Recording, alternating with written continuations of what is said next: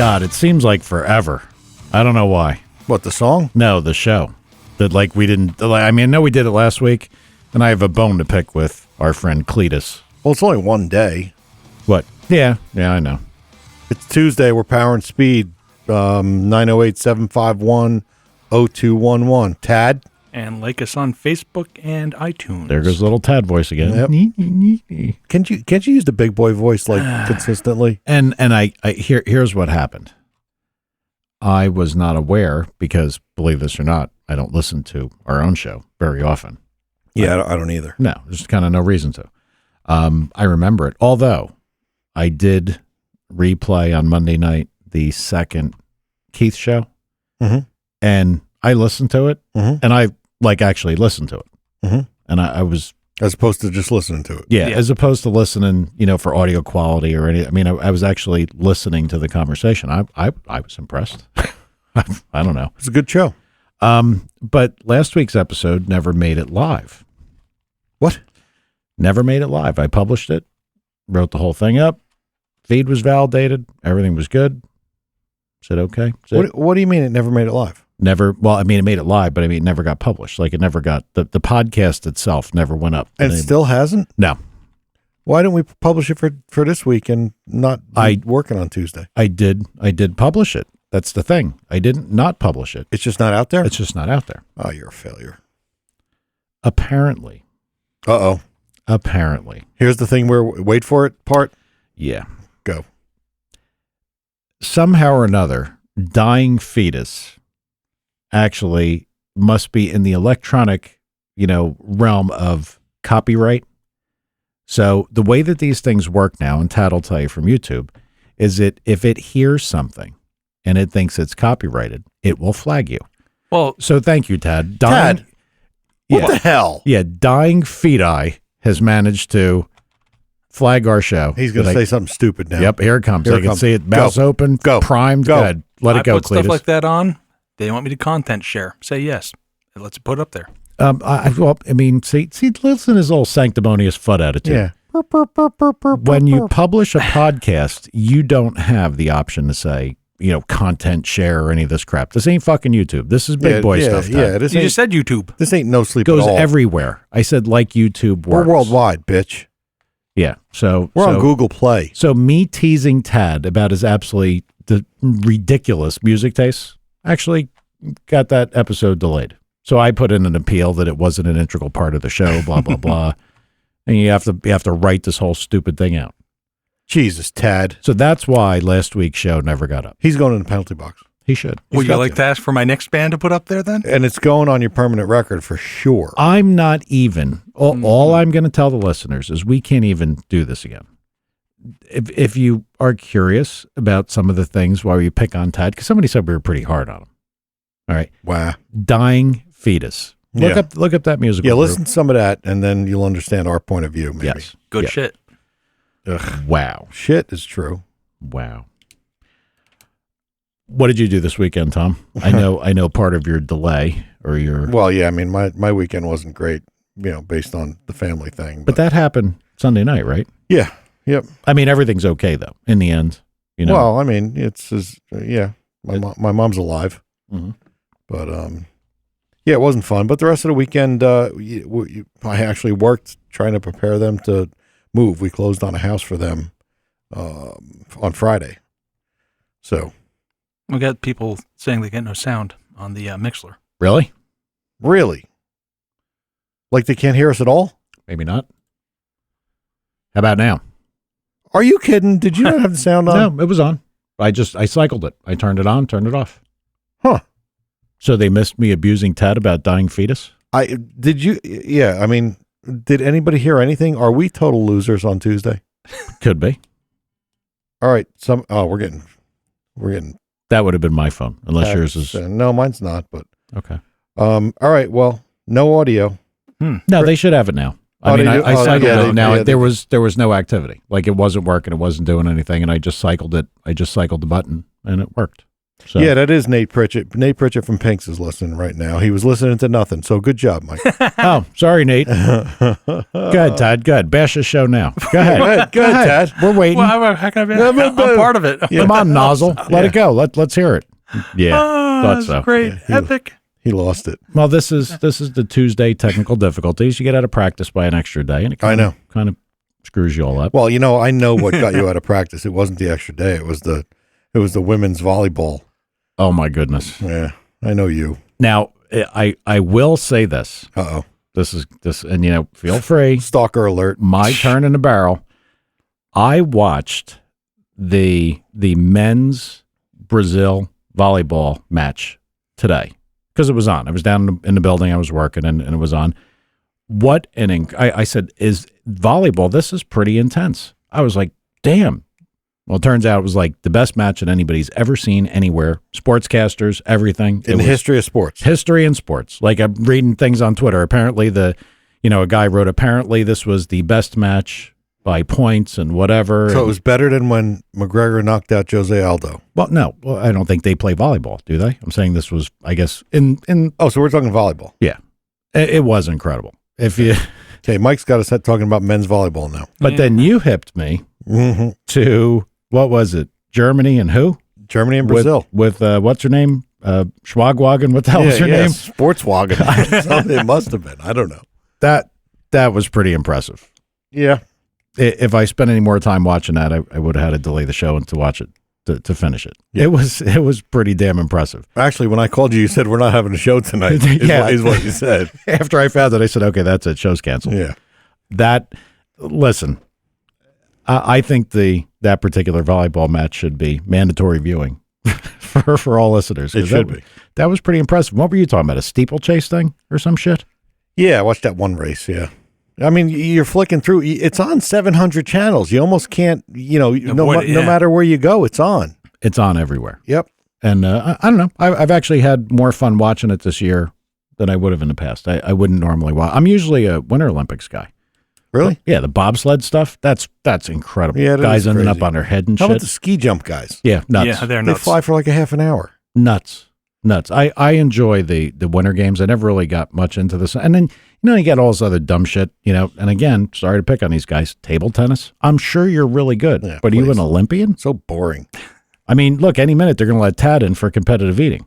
I mean, that's the kind of thing I'll bring we're getting home the into. gold, man. Yeah, I know, but that's he would. But Yeah, I do. They're making up sports. So how about men's field hockey? You hit me to that. You're welcome. You guys are getting a better picture of Mike today, aren't you? Yeah, a little bit. If anybody wondered if that misogynistic and elitist comment stuff on Twitter was true, yeah, probably. I had made a wisecrack to Fudd. You mean, what did you call him again? I just sent it to him. I can't even do it. I can. But I said, why do they bother writing women's field hockey? Sponge Fudd fail pants. Yeah. Long story. We'll tell that one day. Yeah. And I said, why do they bother putting women's field hocky? And Yeah, I said, I know. isn't that like, it's like ridiculous. Until you found out. Nope. There's men's field hockey. Crazy. And I'm sure that somebody's like, I wouldn't want to say that to one of these guys. I'm sure. Well, they'll hit you with that little half a hockey stick. yeah, this little upside down cane. It's hooked on the end. Yeah. But yeah, men's field hockey. Who knew? I didn't know. I didn't know. So the Olympics broadened my horizons. We should really talk about cars, probably. We probably should. Tad, what do you got? Well, Wait a minute. Time out. I got to interrupt. Sorry. So we got a listener, Jeff Kornicki. Yeah. Is that, yeah, I can barely see the names, but his avatar is Trump 2016. Yeah. Yeah, it's pretty cool. Well, but we can't even talk about that anymore. I don't even want to go down that path because I have to say that it's getting more and more to the point that I'm like, yeah, I guess I probably would kind of vote for Trump, and be quiet because He's a tart. he's got to turn his shit around a little bit, even for me. I honestly, I haven't watched the news. I haven't watched shit. I've watched the Olympics, and that's it. you got to watch it because they said he kind of toned it down, and now they're pissed off because he's reading off a teleprompter instead of he shooting can. from the hip. You can't win. Can't win. Yeah. Can't win. Whatever. I don't care anymore. We're fucked anyway. I mean, look, go to Wawa or any of your fast food chain stores. Like a convenience store. Yep. if the bill's, I don't know, $20.15, Yep. give the guy $20 and then hand him an extra $1 and, after the fact. And they flame out. And watch it's ridiculous. I know. That's where we are. Yeah. We are screwed. Like, dude, you gave me too much money. I know. I actually did that for a long time on purpose. Dude. Yeah, a guy with gauges in his ears or some dumb shit. No offense to any of our gauge listeners, to have that shit in their ears. Yeah. I don't know if they got mirrors in their house. Who knows? Who we got tonight? We got, some people, some of our peeps, our listeners were asking about, somebody asked for a setup guy, a couple guys asked for suspension guys, race car guys. So we were bringing back, he was on long ago, one of our original shows, and he was good. And we're bringing back Timmy Chris from Coast Chassis. He's an old friend of mine, and he's done a lot of cars for a lot of popular name people, and he knows his shit. He said he's going to call in. Okay. All right. Very good. It'll be good. I mean, we got some, if anybody has any questions, it's not Stump the Chassis guy. If you have something that you want to know, I know Tad's got something he wants to talk about. Yep. Tim's a good guy to, give you some advice, I guess. Or you could just send your car to him and tell him you want it to work. And I say it all the time. Everything that I've seen that he's done is beyond beautiful. Yeah. I mean, absolute 100% the nicest stuff I've seen. Yeah, his attention to detail is outstanding. Well, he used to be a body guy too, and he could paint. He could do it all. So I think that lends it, makes him kind of more detail oriented. Mm-hmm. Mm-hmm. All right, Tad. Sorry I interrupted you. Sure. Go. Anyway, I found an interesting site that's showing a gang CNC machining station where you basically put in a forging for a crankshaft. Yep. And you let the machine go at it, picks it up, places it between centers. And if you've ever seen a crankshaft being ground before, you know how they offset the crankshaft to cut the journals? Yeah. Yep. This isn't. It puts it between centers, and it brings down two roughing, almost like dado blades from a bandsaw. I mean, not a bandsaw, sorry, a table saw. And they follow the crankshaft and rough it all out. And I'm watching that, and then it takes it, picks it up, puts it on another one, then a lathe starts cleaning the things, puts it on another one, it starts polishing it, and then, throws it into another machine, drills the journals for the oil passages.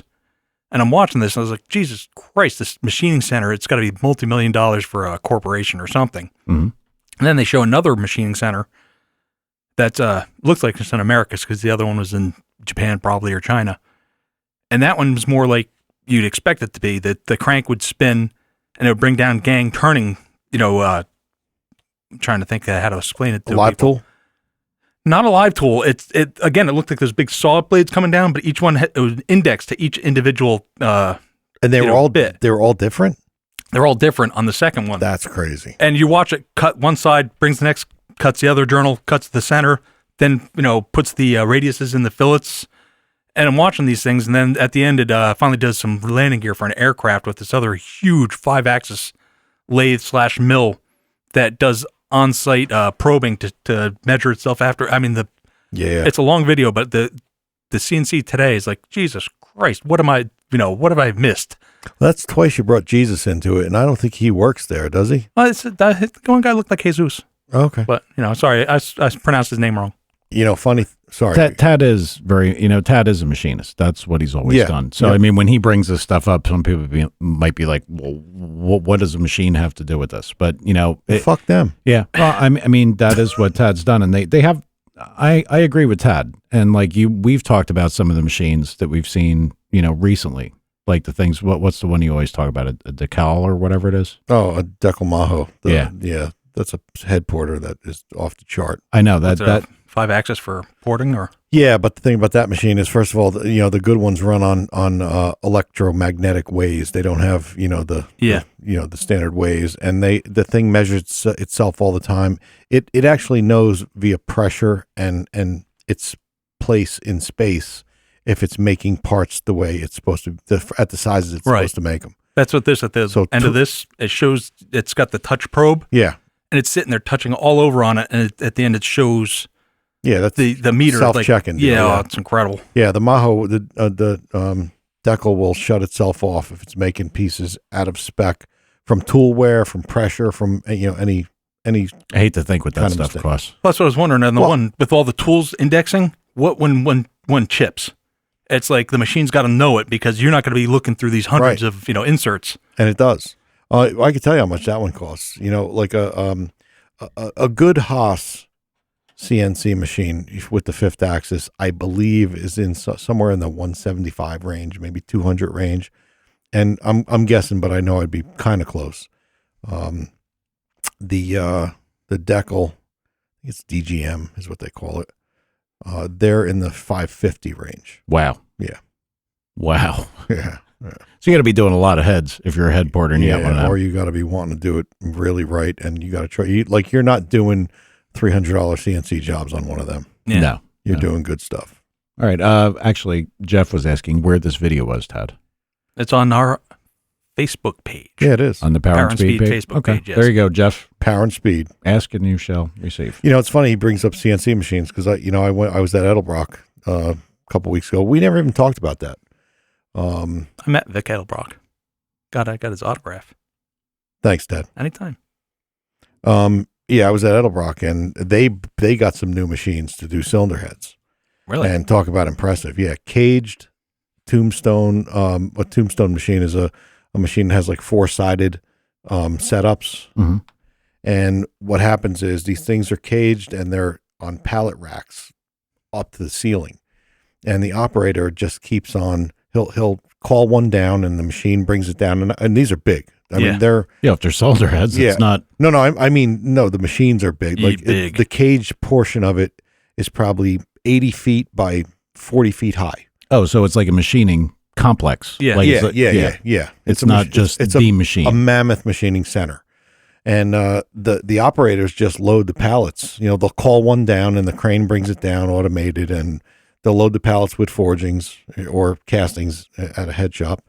And then they send it back up and the machine is working, and sooner or later it grabs that Next one in yeah, line. that and Tombstone brings it down. It's amazing. It's amazing that people build these things and that people buy them, and it's cool stuff. But I don't want to say you got to be impressed by the engineer that makes this machine, but it's what it does all in one swoop. You don't have to your Yeah. hands off. Well, a lot of engineers are really smart. We just happen to know Well, one that's One that muddies the circle. sponge fud. Sponge fun. There's always that 1%.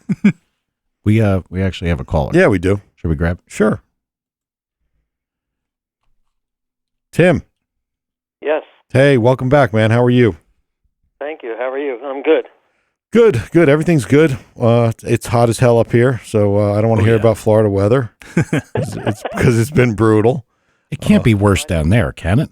Well, they always say it is, but I don't know. No, it No, can't. I don't think so. I think New Jersey weather's actually hotter. Yeah, I mean it's been middle to high 90s and like 6,000% humidity up Yeah. here. It's like walking into a rainforest. Yeah, when you look on the Weather Channel and it says like real feel of like 113, Yeah, that's It's true. yeah. There's nothing good about that. or you look on the Weather Channel and over New Jersey it says fuck. But anyway, so what's going on down there, man? How's business? Very busy right now, Good.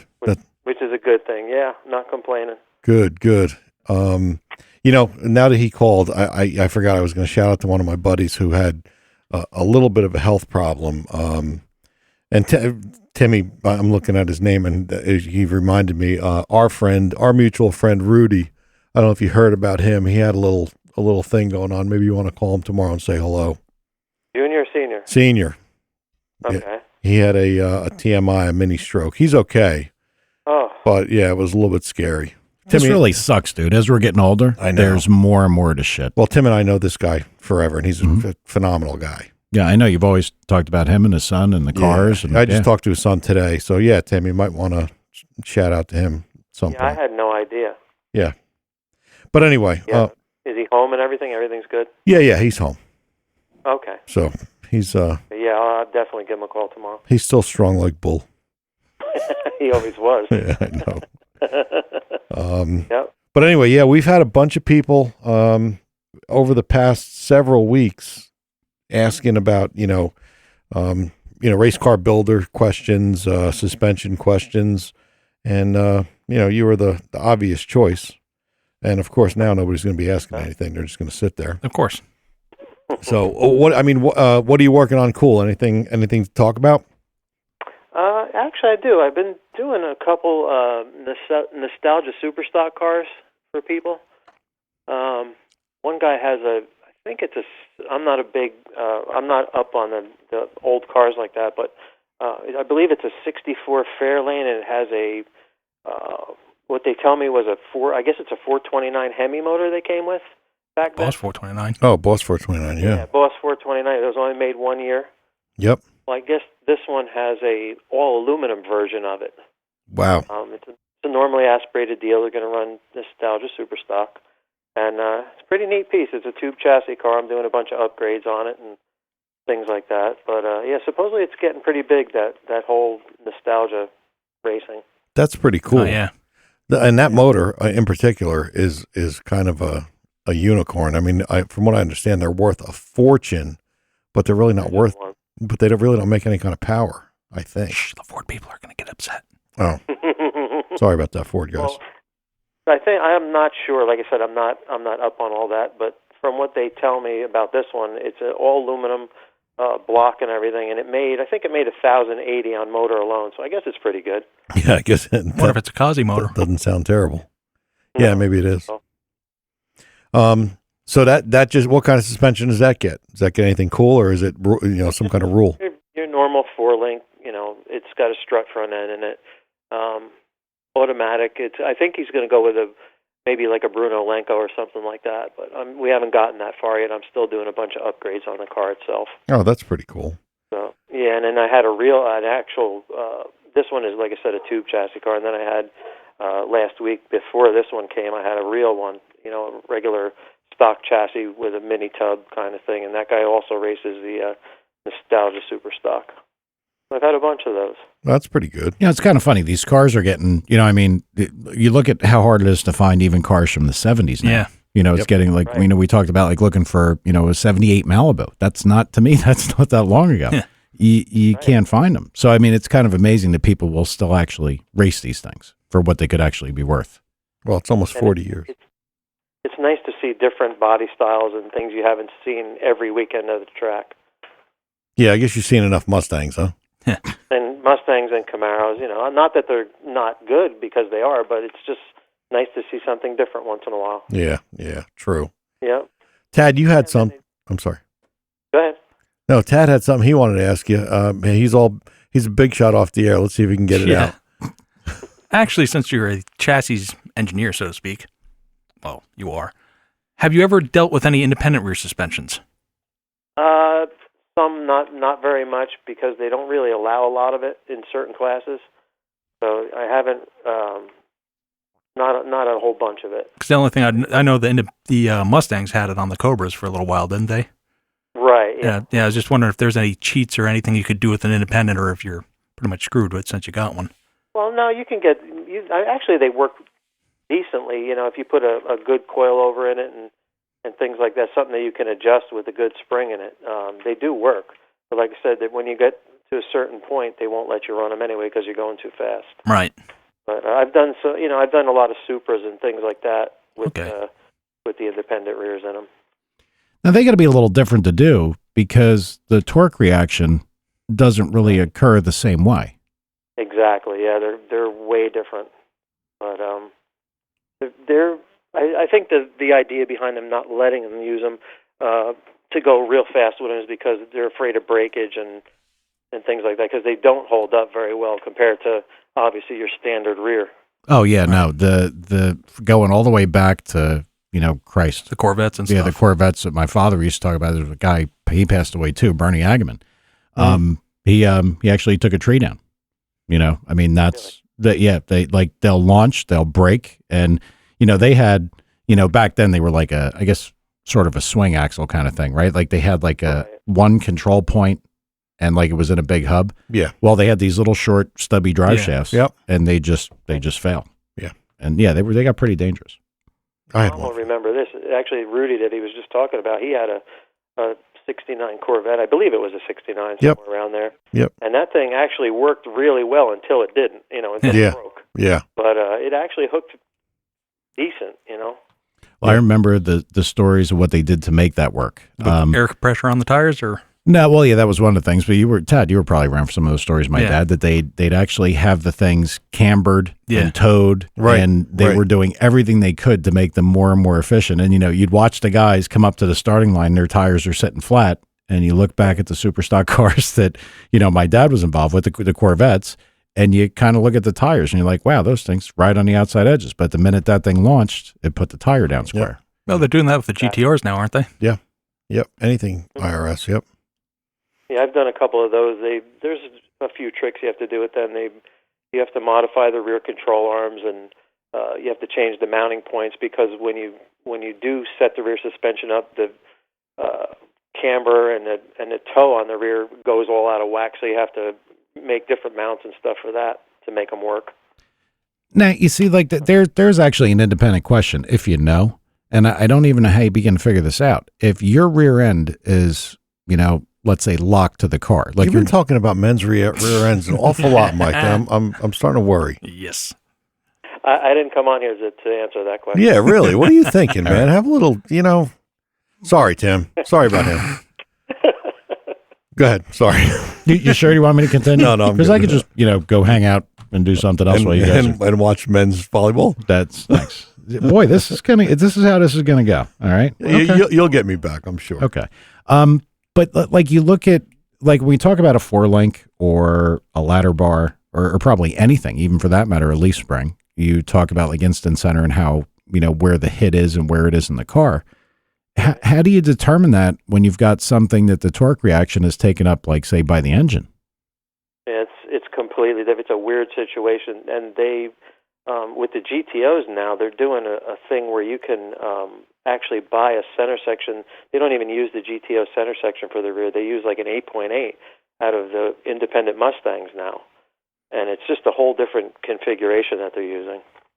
Yeah, because Really. like I know from my brother's circle track thing, it's a really strange thing. Like the rear end is a rear end, and it has a torque arm, and the Right. torque arm is on a biscuit, but then there's control links down below, so the torque arm has to be able to slide back and forth. So when you think about like a car, like even my Corvette, it's got a torque tube. So really when the reaction takes place, I guess it's trying to lift like at the motor mounts, right? Right. Well, they're depending on that torque arm to make it work. Yeah.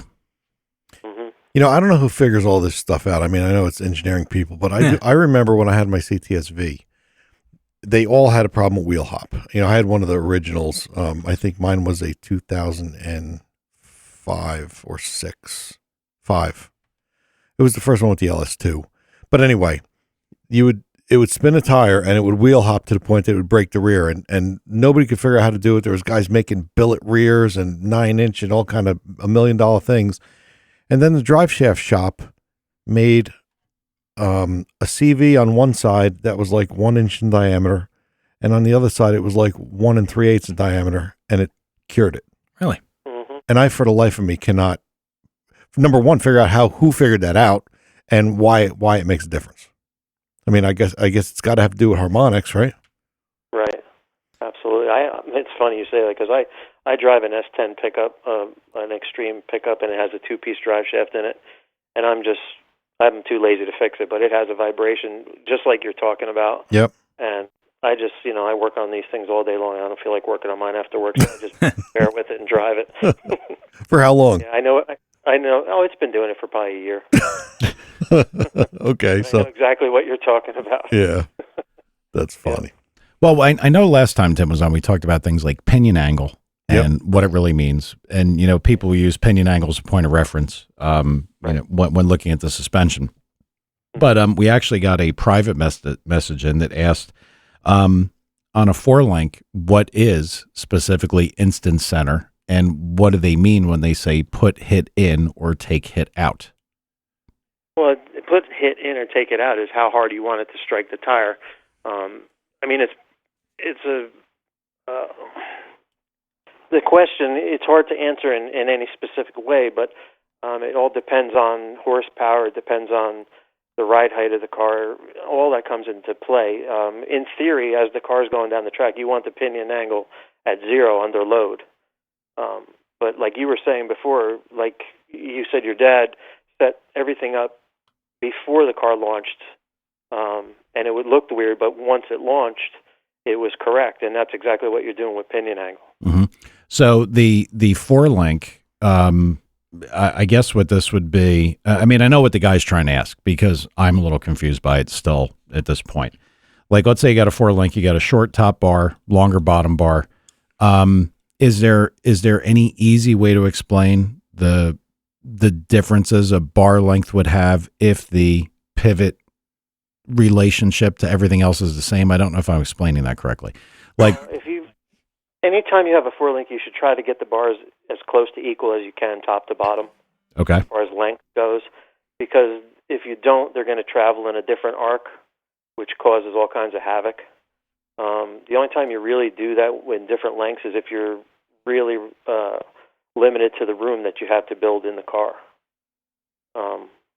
That makes sense. I don't know if that answers your question or not. No, but it makes sense to me, actually, because when something's moving in two different arcs, you have to account for them in different ways. And right. Yeah, and that could be the same as the way a front end works when they talk about bump steer. If your control arm is moving in a different plane than the rack arm, if one is higher than the other or lower than the other, it's going to make the car toe in and out because of that, because they're moving in a different arc. Yeah, that's right. All right. Now, the way it was always explained to me is that if you were trying to figure out where and I guess the term would be, at least what we used, was pick point on the car, you would. I see you're looking for. Yeah.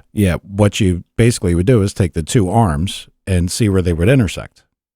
Right, exactly. You draw a line from your mounting points, whatever holes you have in the brackets, and you just, wherever length they are, wherever they intersect, if you drew a straight line from through the bottom bar forward and then through the top bar down and forward, wherever they intersect, that's your IC. Yeah, so realistically, one of the benefits of a four link, if you so desired, and you might even say that there's cars that do that, you could have your instant center out in front of the car.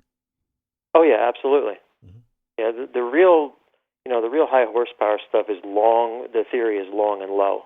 You want it out pretty far and lower to the ground than something that has, like a 800 horsepower or 700 horsepower.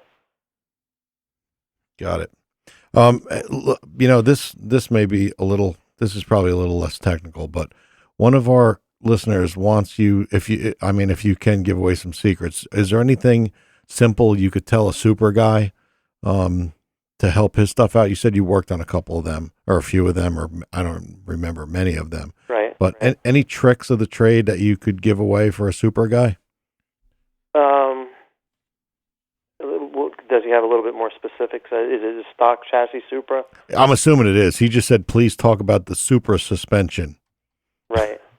The biggest thing that we ever did with those to make them work is you take the stock struts out all the way around, and we had Coney build, a custom valve, something that you can adjust. Again, it depends on what he's doing with it. I can't answer questions about road race stuff, only drag race, because that's all I do. Yep. So I'm not going to even touch on that. But we would have them build a externally adjustable strut all the way around the car, and we can also change the spring rate on it. And that made the biggest difference out of anything. Because before you did that, the front ends, you couldn't get any weight transfer out of them because of the way they work, because they weren't set up for that. Got it. So really, you're trying to make the car move the weight a little bit better and hit the tires, and obviously exactly. that would make it work. And then with the adjustable rears, you can adjust how hard it's hitting the tire, obviously with a double adjustable shock on the back. Got it. Now, the way that you would think about shocks, are they kind of the way we talk about them in circle track stuff is a timer to control how long the reaction takes to take place? Is that would that be the same way people should look at shocks? Yeah, to a point. The front is more relevant to that as far as how fast they extend when you launch the car. Obviously, if they extend really fast, the car's going to snap up and either wheelie or snap up too fast and just knock the tire off of it. So you can adjust the speed of the shock, how fast it comes up in the front to change the reaction of the car. So I guess you can consider that timed. Okay. Oh, and that would be like, I'm going back because I don't know anything about this shit, but like a 90-10 shock would be really quick acting to Right. Extend, yeah. okay. Mhm. So Right. so when you have an infinitely adjustable deal, you could end up with something like 72-28 or whatever works the best. Yeah, most of them have at least 12, what they call clicks in the dial, and usually counterclockwise it's completely loose, which will be, like you just said, a 90-10. And then as you make your clicks clockwise, it tightens the shock up, which slows the reaction down, so you can adjust it to wherever you want. Got it. hmm All right, Mike, go ahead. All right. Didn't you write down you had some Leafs? Yes, I do. But I was still exploring the shock thing because I had a question on the back shocks. Like, what is Oh. there a basic cause and effect relationship to say, more compression, less compression? Compression, usually what we do on the double adjustables, compression is once you usually get it set, we set it in the middle to start, and once you have a car that works decently, you usually don't mess with the compression too much. It's more on the extension side to compensate for a loose track or a tight track. The compression is not as important as you would think. Obviously, if it's way off from the start, you're never going to get it right. But until you mess with it. But like I said, once it's set, we just mostly mess with the extension after that. Okay, got it. So hopefully that cleared. I mean, I honestly, I know a fair amount about shocks, for the circle track cars, but I wouldn't know how you'd apply all the stuff to Right. this. Yeah. Right. Okay, so we got other people are asking about like the stock suspension stuff, and meaning like let's talk about Leafs. Leaf with a traction bar is like, let some of the effects of what you telling me something? No, Okay. sorry. You're wiggling a paper, so I Yeah, I think know. like get My bad. Mike's attention. No.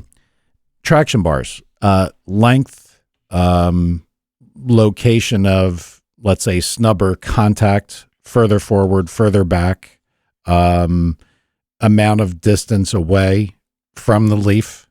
You know what I mean? Like, I'm sure these all, when you're talking about a traction bar, all these, I guess, properties of how they work are also accomplishable, like using a 4-link. But a 4-link gives you much better adjustment. So could you go over some of the bar stuff for these guys? Sure. They're all pretty much the same, whether it's an old style, regular slapper bar type deal, or if you're using a cow track, they all work the same way. If you have an air gap, let's go back before I go that far. They talked about length. I like to have them right under the eyelet of the spring where they hit, just for the simple fact that it's a lifting point, and the shorter you have it, the harder it's going to hit. Like if it's back further, and it can also break the spring. I've seen that happen. But then again, what you do for adjustment, if that's what they were asking, if you put an air gap, it's going to make it more violent because it's going to the spring winds up is what happens. So if that snubber isn't against the eyelet of the spring, it's going to want to wrap up and make the car violent. So if you want more hit in the rear, you put a gap there. If you want to calm it down so it's not hitting the tire so hard, then you make it touch. And it's almost like putting a load on it, a little bit of a load. Right. So in other words, the bar doesn't have to doesn't get to accelerate to then essentially, for lack of a better term, hit the slap. leaf or slap the bar. Yeah. Good. And the same with the cow tracks. The cow tracks, it's not that the bar does it, but it has a pivot point where there's what I want to call a bushing on the top where it touches the spring. You either leave an air gap there or you don't. If you leave an air gap, it's going to want to hit harder. If you make it touch, then it's not. It's going to calm it down. So just so people understand, when you're talking about like the Caltrax, they go on top of the rear end, and it's essentially a pull bar that has No. The cow track goes below the leaf spring, the actual traction bar itself. Okay. And then there's a pivot point at the front eyelet, which wraps up over the spring on the top, and it goes back against it. So Gotcha. when the bottom bar pushes against it, it's gonna rotate and hit the spring on top. Okay. Got it. Got it. Yeah, but the way I like setting them up is I like always having it underneath the eyelet, that length. Yeah, that makes sense because if you're whacking the spring in the middle, Right. you're kind of trying to lift the car from the spring itself. Right, and it's gonna. And like I said, I've seen springs break doing that. I've seen springs break too. Yeah, Mhm. I think you may have had one. Didn't I did. Yeah, yep, you? exactly right. Yep, I remember that. yep. I figured. All right. So that now, is there anything you can do for adjustment of, say, that would affect the, as we're talking about, say, instant center when you're talking about a leaf spring type vehicle? With Caltrax, you can because they give you a few adjustment holes down and up in the front where the actual bottom bar hooks in.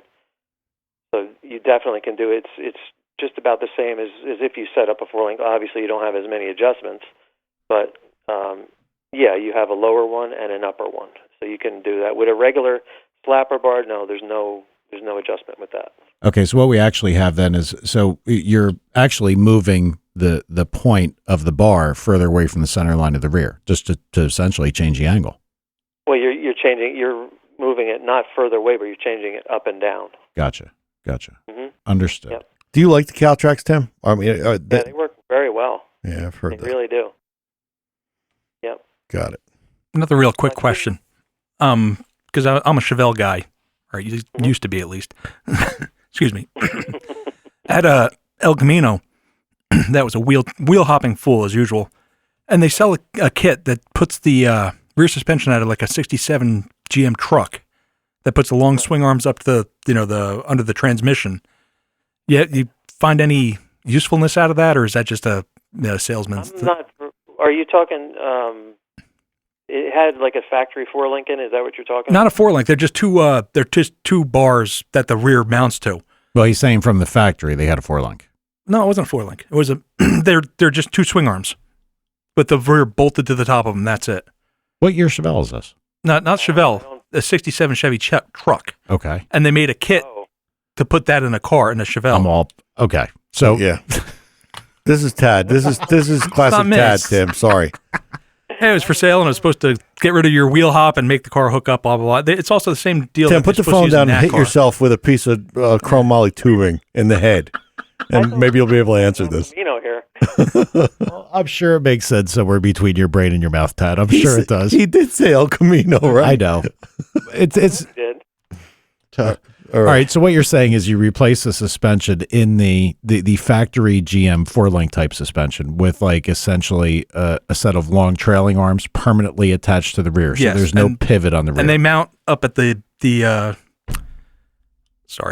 thing. the transmission cross member. Yeah. basically. Okay. I know what you're talking about. So what he would basically say is that you've got a permanently attached. It's almost like I would tell you it would function probably much the same as like a ladder bar. It's I guess. it's Right. They're solidly mounted to the rear. Yes. Okay. Okay. so yeah, I would think it works like a ladder. I just totally forgot what the question was. I was just curious if that was a viable solution. Poor Tad, he's But- trying to get his soul So you count up. expected Tim, who works on like very current stuff, to remember what a '67 Chevy truck suspension is, and if it's viable for racing. That he said that wasn't it in a Y for like didn't it form a Y from the rear and it went to the center? Yes. Wow, he actually does know. That's crazy. Yeah, I do remember that actually. That's scary. I don't think that would work so good because it's going to want to pivot at that certain point instead of like a regular 4-link type setup that goes straight forward instead of on a V like that. That's what I was trying to figure out. They claim that's the NASCAR suspension. Yeah, well, somebody just said that actually. That they call it. That's why they call them truck arms. in Yeah, I think when you NASCAR. see those things upside down all the time, you see Yeah. stuff like that. They just have like long trailing arms. That's All right. what they have. All right, so I'm the loser. Maybe. Like Damn. I said, I don't know anything about that NASCAR stuff, so I can't answer that question. Yeah, All they, right. they go in cycles. Understood. All right. Sorry about that. A couple questions to satisfy my curiosity. Uh-oh. Rear end in a high horsepower drag car, they're braced, they have all, everything to stop them from moving, because I guess realistically, if the tires are trying to drive forward and the 4-link is holding the housing in the center, I mean, obviously we're not talking about something that's super narrow like a fuel dragster rear. Right. Do they ever like build these things intentionally slightly towed so that they go to the efficient location under loading? No, not that I've seen it. I don't do them that way. Being that you brace them so much, I mean, you really can't move them. I mean, I've seen them crack, but as far as the toe or something like that, no. Okay. So and that's what I figured. I mean, I saw the housings with, and I mean, again, I was thinking back to like some of the super stock stuff and some of the tricks, the things that they'd find because they were locked into using, well, for a long time, they were locked into using what the car came with. So there were always things that you did to try to free up that little extra bit to make it roll a little nicer. Right. I'm not saying that, people don't do it. I don't, personally do them that way. Some people may. I haven't seen it. But no, the way we do them is everything is fixed in a fixture when we weld all that together, and it's dead straight. That's how you want it. You don't want any type of angle on or anything because it'll put everything into a bind as far as the spool and even the bearings on the end of the, whether it's a floater or it's a regular, it'll eat bearings up quick. Mm-hmm. That makes sense. Yeah. Mm-hmm. Yeah. Well, if you're only going a quarter mile at a time. Yeah, but you got to remember, when we build these things, we put a solid jig bar through the middle of them, right, to hold everything dead straight when you weld it all together. So you can't put a bend in that. So you wouldn't want to put any kind of pressure like that on the rear. Okay. Another question that I had gotten actually through a private message again, and we might have talked about this a little bit last time. Chassis flex. Good, bad, indifferent. I think we did talk about this. We talked about pro stock guys cutting some bars out of certain cars. Right. Yeah. Right. Depends on the horsepower, all on the horsepower of the car. Okay. You'll see that a lot. You'll see, for even like a street car, a guy will have a street car that he puts a pretty nasty motor in, and the car works great. He's fine. It launches, it's great, and then he goes and puts a roll cage in it. Well, the car stops working. Well, he tightened it up. So now, once he tightened everything up, and it's not flexing anymore, it's trying to use all that horsepower instead of wasting it, twisting the chassis. So that's when the suspension comes into play, when you have to do suspension work. Okay, so could you get it all back? You know what I mean? This is absolutely. Yeah, and I think this is again, and this made me batty with the Circle Track guys. The car doesn't flex enough, or we need to build a car with, more flexibility in it to make it.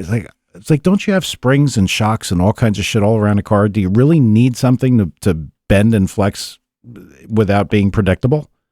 Right. In a drag car, you shouldn't. No, you should be able to. That's kind of for people that don't want to put the thought and effort into learning their suspension and making it work. I mean, it's human nature that you want everything to do it the easiest way, and if you have to sit and go to the track and keep testing and figure it out, it's tedious and time consuming, and a lot of people don't have the patience for it. Yeah, I mean, I would think in my mind, and I mean, obviously, we're probably not talking about things like that have no suspension. Like, I guess fuel dragsters really have nothing, right? It's on. They do everything with chassis flex, right? And tires. So then of course, different deal. But I'm talking about a car that's fully suspended. In my mind, I would want the thing as rigid as humanly possible, and then you would do all your chassis work with the suspension. Yeah, you're 100% right, because otherwise you're just using your horsepower to twist the car. Okay. Wow, Mike, you're smart. I thought so. Yeah. I've had my suspicions. Yeah. I know you have. Let's see. We'll probably finish up here. See if you can get Chris's question, Tom. Well, he said, maybe this is a stupid question. I'm a bike guy. Should we let Tad ask it then? Is he? Have you ever heard of somebody making titanium tube chassis race cars right now? As far as what? Cars. He's a bike guy, so he thinks he might be confused, and he might be. But I guess he's heard of somebody making a whole tube chassis out of titanium. No, you cannot do the whole chassis. NHRA mandates that the driver's area, which is your certifications, your 25-1, your 25-2, whatever it may be, has to be done in chromoly tubing. It cannot be done in titanium. Anything after that, say from the driver's loop, the main loop of the car where you're sitting back, you're allowed to do that. You can make it out of titanium or, you know, obviously a light material. Some fun welding. Obviously, you couldn't do it out of aluminum or anything like that because of the stress on it. It wouldn't hold up. But as far as a lot of the Pro Mods and stuff, they're making the whole back of the car out of titanium. Yeah, and I imagine they're just doing that for weight, correct? Like they're just trying to get weight out of the thing overall. Yeah, that's a big thing now. We do. A lot of guys bring their cars in, and we make nitrous bottle mounts, and we make parachute mounts, and shifter mounts, and drive shaft tunnels out of titanium just to lighten the cars up. You know, pedals, things like that. That's the big thing now, to get the cars lighter and lighter. And you know, people always discount that little stuff. They really do. And you know, they got, well, you know, yeah, I'm going to buy that nitrous bottle bracket. It takes off this much.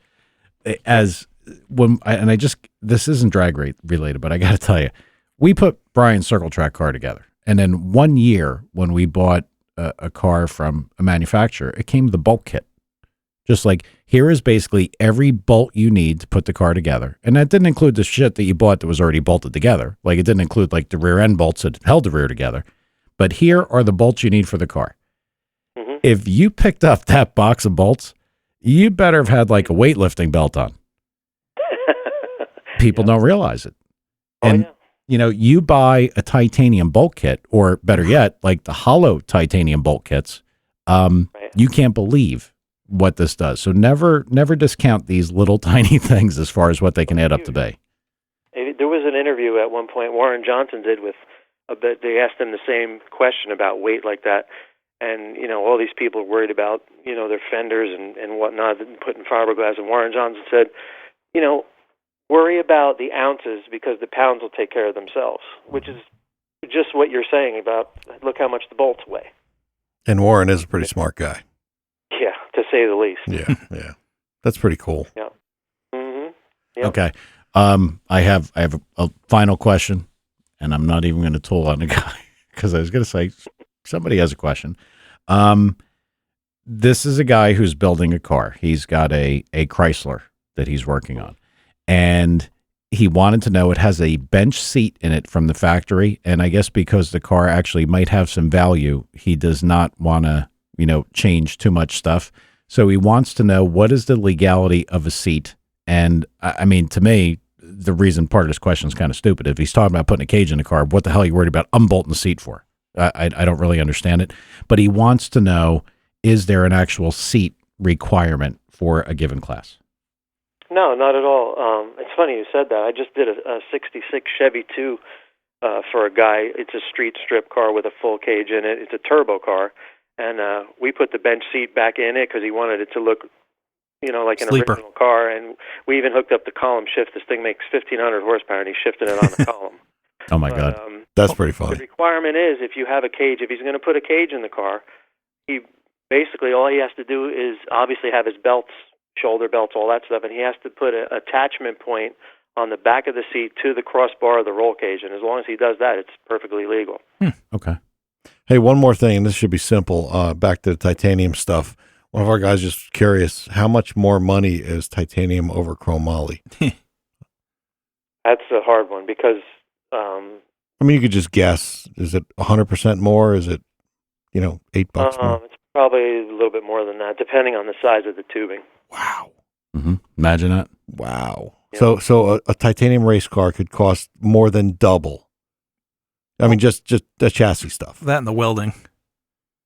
So, yeah, like I said, I don't honestly know the answer to that because I don't know what the prices are right now because we buy so many different sizes of it, and you don't buy, per se, like 1 5/8 tubing that you make the roll cages out of, so I honestly don't know the answer to that. All right. Mm-hmm. No big, but it's a lot more.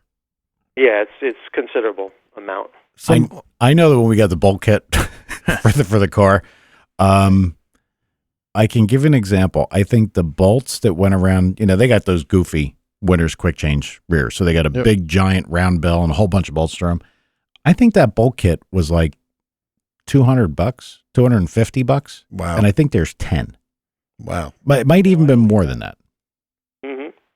I believe that. If you get a whole bolt kit for a tube chassis car, I don't remember what the exact price was, but it's pretty ridiculous. Like up around $1,500, maybe. Wow. Yeah. For bolts. Yeah.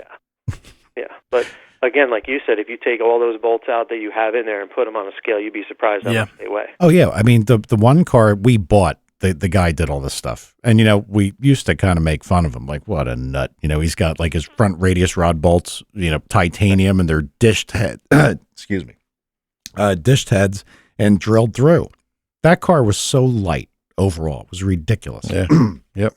I need water. Yep, it makes a huge difference. Well, Mike's dying here, so that's usually the cue that. Yeah, I don't know what happened. Contagious. Oh no. Yeah, no, he's okay. Well, Tim, I want to start off by saying thank you for coming on.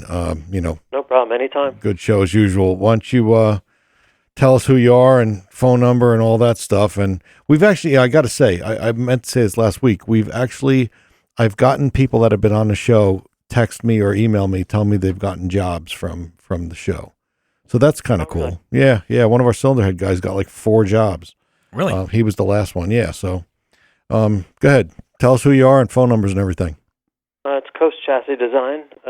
It's 386-756-8001. And we're in Edgewater, Florida, and pretty much do any of your drag race needs from street cars to pro mods. It really doesn't matter. Cool. All right. Well, listen, tell Rudy I said hi. I'm going to call him tomorrow also, but yeah, I'm going to call him tomorrow morning. Yeah, but thanks for coming. And Mike, you got anything else? No, always a pleasure. He's just waiting for you guys to come down and hang out. Yeah, we got to do that. Well, we talked about going down to see Howard, so we'll be in that kind of general area. We'll be in Florida. The country. Yeah. We're going to do it. We just, you know what? It's probably going to be in the winter, and it's better for us anyway to do it in the winter to get out of this, get out of the cold. So. Oh, you complaining about the heat. Now you're complaining about cold? Well, we're going to do it. But cool. Anyway, thanks, Tim. You and I, we'll talk. All right. Thank you. All right. Thanks again, Tim. See you. Thanks. Have a good night. All right. Bye-bye. I can also say one thing about the titanium. Yo. When you weld it, it's supposed to be in an oxygen-deprived atmosphere. So you're supposed to do it in a... Kind of like you.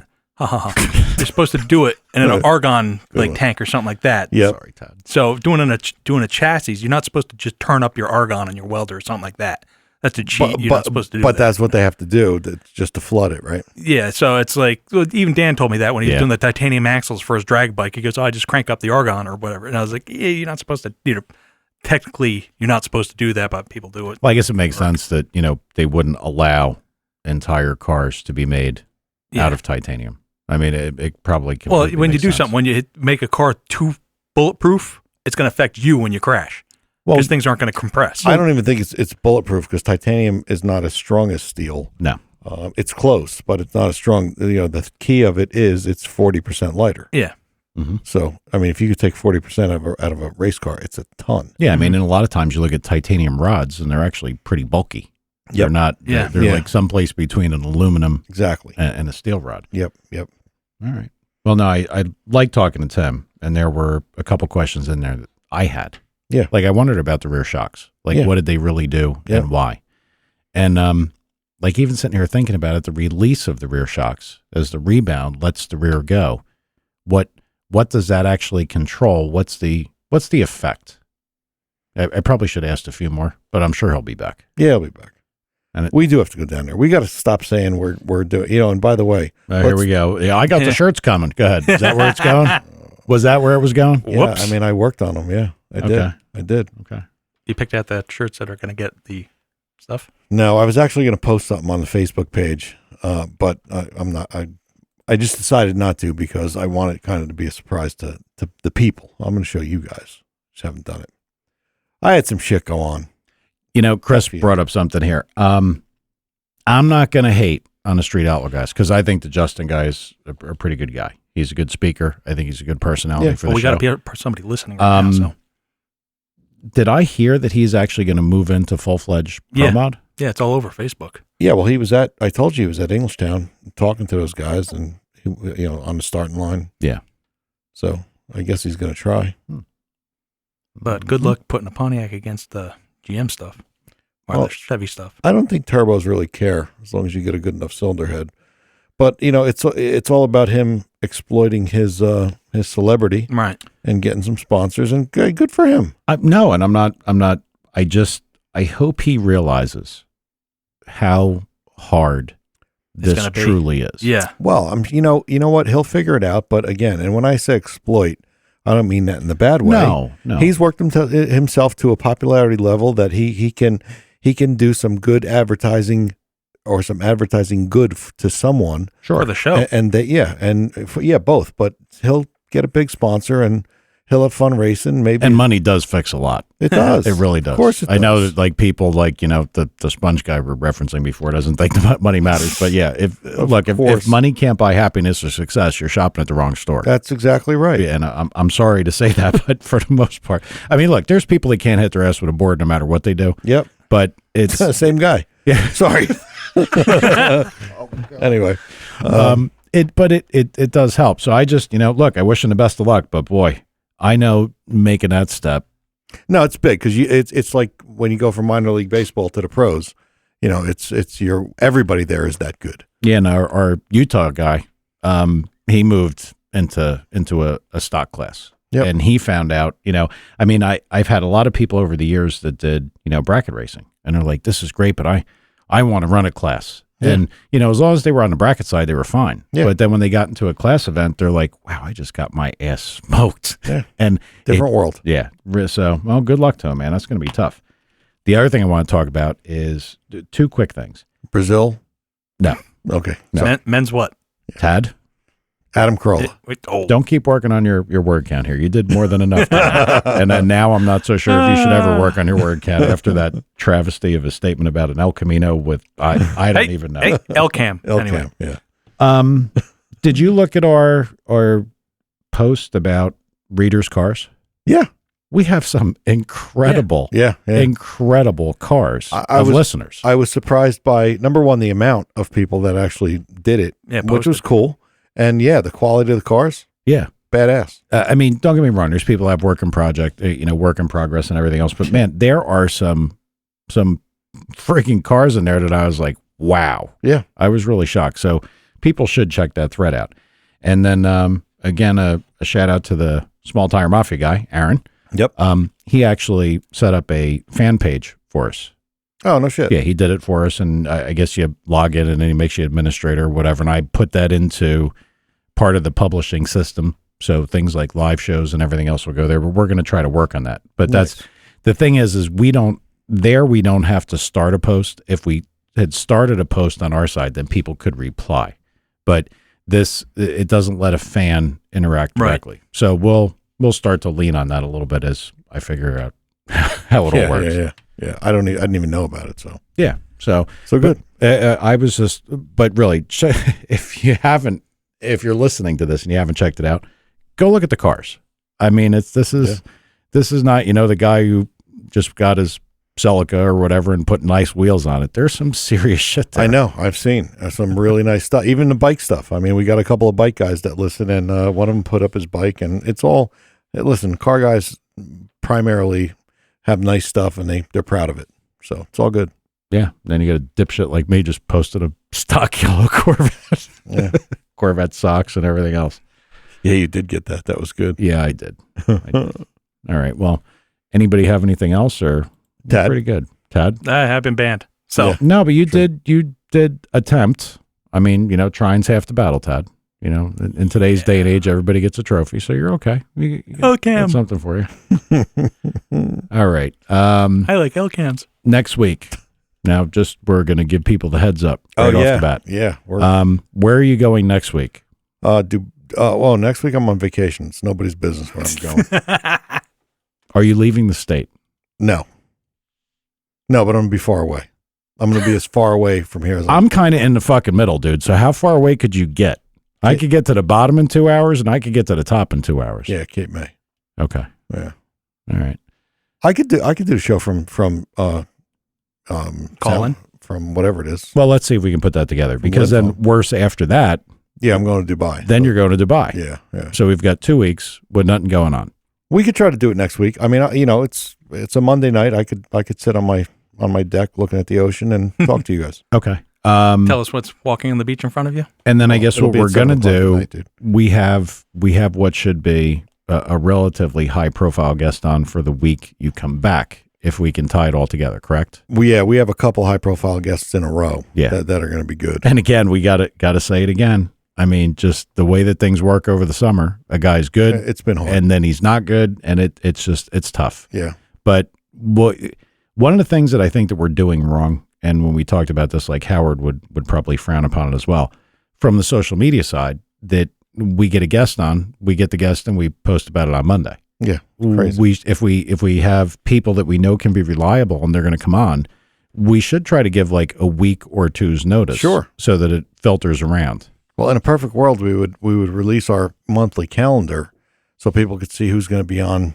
the whole month. Yeah, but Think up questions. But we need to get personal assistance before that. yes, and I do have a little note on a guest. Something.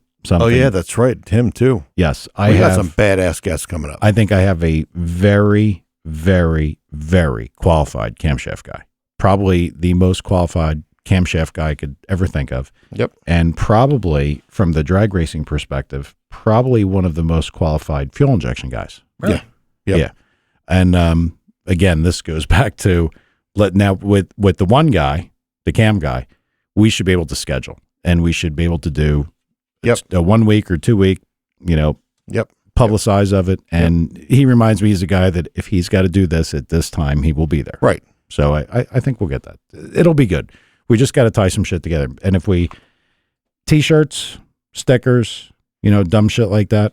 I would say t-shirts we're going to have on the website before the middle of September. All right. And how much are they? You think? What I are don't t-shirts normally I have cost? no idea. I mean, I don't know. I really don't know. Well, I mean, could they be like $20? I mean, not talking to a customer. I mean, for us to buy the damn thing. No, they're going to be less than $20 even to sell them. All right. So what do we do? Like give away like Well, yeah, we're going to give 200? Some people deserve a bunch of them. Yeah, we're going to give away a lot. Actually, that's going to make us official as soon as we actually have I know. t-shirts. Yeah. No, we're going to give. Let me tell you, you come in here wearing our own t-shirt. That's like the band. Like, Yeah, you're not supposed to do Yeah. So don't. I know that. You I know just those stick with rules there, your buddy. Great Okay. pumpkin t-shirt. Why a you band? retard. A band can't wear You're their own. not supposed to wear your own shirt. That does make sense. If you're going to Yeah. see a band, don't wear their shirt. Got it. All right. Well, we'll be back probably not next week, although maybe. No. Well, let's try to do something next week, and All right. and the week after we're not going to be. We're not going to be here. Yeah. All right. We'll just keep an eye on the Facebook. Thanks for listening, everybody. We'll see you next time. Later, Yep. guys. Later.